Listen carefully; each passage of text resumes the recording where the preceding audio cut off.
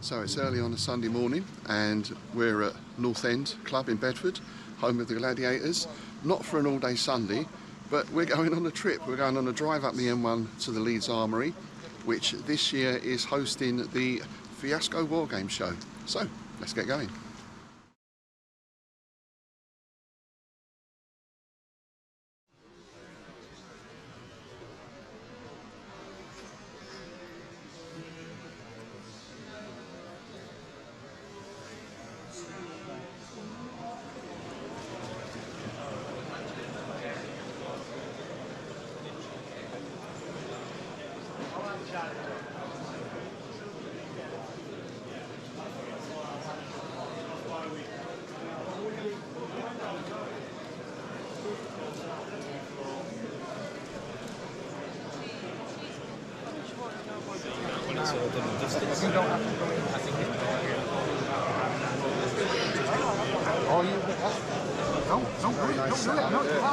Yeah, I was just making 3D spent the past few weeks getting it all ready.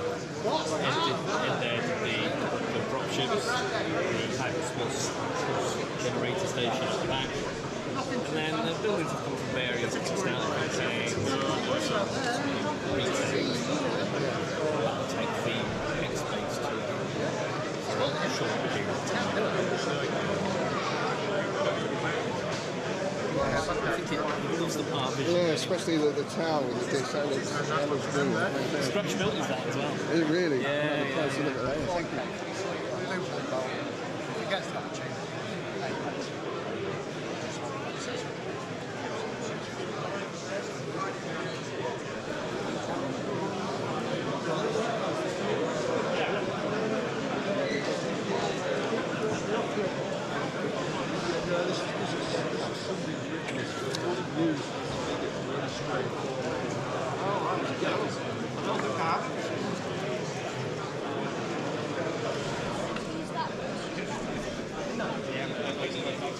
Did you hit me or not? This is water tanker. It's been run by the Harrogate War Games Club, and it's called, this scenario is called Kessler's Crossroads, and you have a panther who in this particular game has been slightly overconfident and is just going over there. Can I see? And he's been hunted down by by 4 Shermans, 3 Sherman 75s and a Sherman 5. So it's a pretty tough fight. It is, yeah. Especially with the firefly. Yeah, I was overconfident. I just went on, I'll just go on for the attacks, but it's not going well. Right, well, I mean, anyway. Okay, and we've got 2 6s and 2 5s. Bounces off. Bounces off. Okay, take one. Yeah, you know that. There's always an answer to that.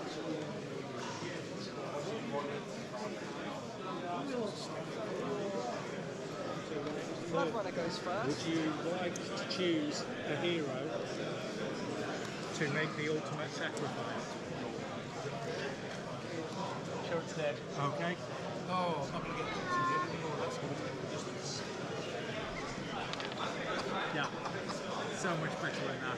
Yeah. So much better when you killed a blind man. How do you feel? I'm quite satisfied. You killed the monk as well. Quite satisfied. This is a fantastic board. I take it this is all sort of scratch built. It is all scratch built out of electrical ducting.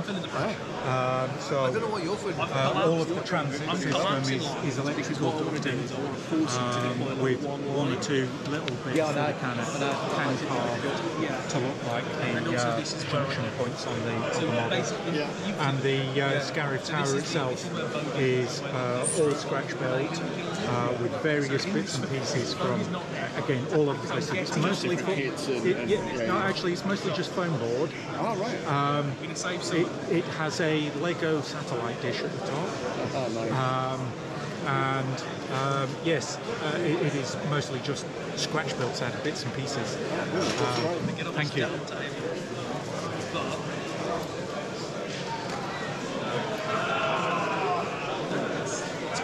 can see it above the bladder. Suspended TIE fighters as well, that's nice. I'm on my last objective. And you've got up here, you've got the shield gate, and the two Star Destroyers have collided, and there is actually a little hammerhead in there pushing them together, so we'll shortly have a minor victory for the Rebel fleet.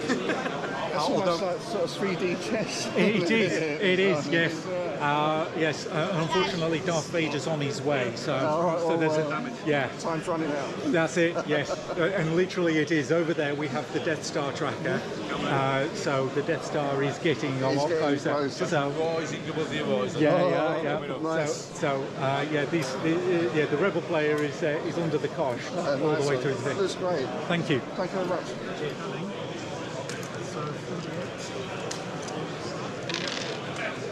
Yeah. Lovely.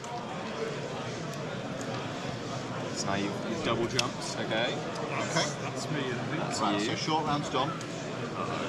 Dr. Henry? Come on, Dr. Henry. Almost. Yeah, 2 weeks ago.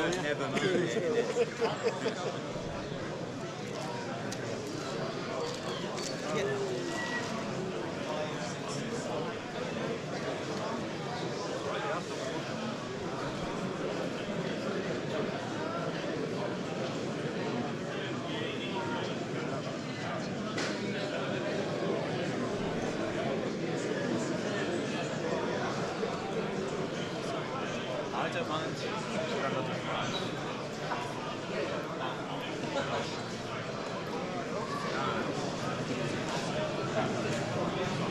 Is that Dark Ages game? Yeah, Dark Ages Kingdoms, written by ourselves. Martin wrote them. We just played them. What prompted you to write your own set of rules? It's not really any bar for Saga, which is more of a moving block of infantry chess game. And it's quick, don't get me wrong. If you've only got a couple of hours, it's fine. But wanted a skirmish one. Right. So, but this scales up, so you can have individual skirmish, but when you come, as you can see on there, you can go into formations and have a bit of the shield wall. So you do have a capability of making static formations if you want to. So then you break back up again and fight individually if you have to. So you've got Aliens game going on. Yeah. How do you make the Aliens? The rest of the squad, so that one's going to try and kick it. Yeah, Squad Marines are pretty tough with this as well. So we have had to kind of modify the rule set quite extensively in order to make it a bit more of a balanced game. Because we're using the Prodos Unleashed rule set as a basis, which is pretty good, but we soon learned that the rules aren't very balanced. And if the table's not set up right, if your deployment's not right, then you're going to quite quickly, one side's going to win, and it's going to be a bit of a walkover. So we've play tested it quite a bit, come up with our own kind of house rules, just to make it more balanced, just to make it more fun. But likewise, to make it more fun for the aliens, we've got this corridor-based table. Because the first game we played was on an open table, and the aliens were just getting put down from long range. So Nice, well, it looks great. It's awesome. yeah, it's a good table. And that's one. Hand up if you've used cards. You've played a card, fill your hand up to 5. Right. So I use one, so I put another one in.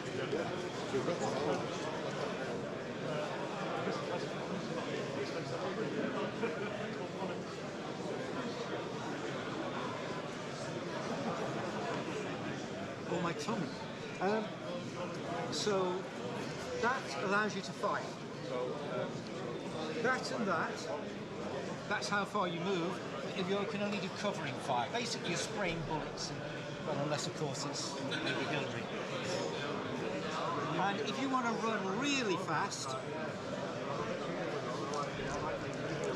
it's that. Oh, small ones. Oh, sure. Go down. Gently, gently.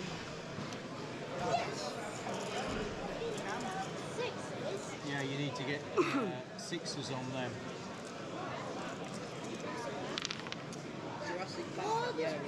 So that's 5 damage on.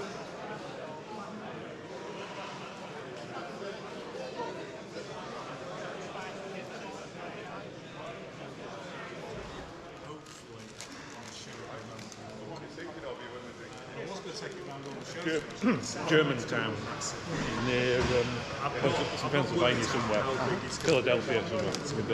It actually took place mostly in the fog, and the Americans spent most of the time wandering around shooting at anything that moved, which tended to be other Americans. In the rules you get the yellow marks are what called disruption points, which you get crossing terrain. So there's no movement restriction on terrain, but you get disruption points, and that reduces your firing by 1, your dice roll by 1 per disruption point. You also, it's a die roll for movement. If you roll 1 or a 2, disruption point. And so if you're rolling 2 dice for a full move, you can end up with 2 disruption points just by going forward, and it builds up and builds up. You can remove 1 per turn if you stay still and out of charge range. Apart from the militia, who have to have their officer attached to them to remove it. In order to. So I've got 1 officer and 4 units, so removing disruption points is really difficult over there. 20 years ago. That's a nice mechanic. That good musket can fire 3, maybe 4 rounds a minute. The rifle, you'd be looking at getting 2 rounds off. So yeah. Most regiments are still firing smooth bombs. What was the historical outcome as well? Basically, the Americans screwed up. So they'd been bimbling around in the fog, not knowing what the hell was going on, and just bumping into each other and shooting at anybody that came near. First thing the Americans did wrong was the battlefield. Yeah. That was the start. It's still down. Yeah, it sort of went wrong from there. You know, pick the battlefield, pick the time of day. Yeah. Thought it would be a good idea to attack in the fog. Oh, we can't see them, therefore they won't be able to see us. Oh look, somebody's moving. It's the enemy. Because the only people moving were the Americans. So I hope that gives you an idea of the event. Really well organised, a nice big venue. Lots of traders around the outside, lots of good games going on in the middle, some really interesting ones there, I'm sure you'll agree. A couple of participation games as well that I'm going to go and have a look at now.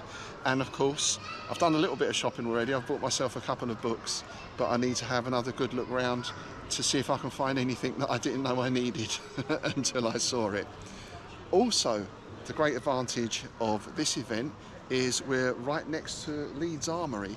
So once I've gone shopping in there, I'm going to take a look around the Armoury. It's been many years since I've been here before, but I remember it as being a great exhibit of all sorts of militaria and arms and armour from across the ages. So that's it for today. As always, please like, share and subscribe, and I'll see you soon.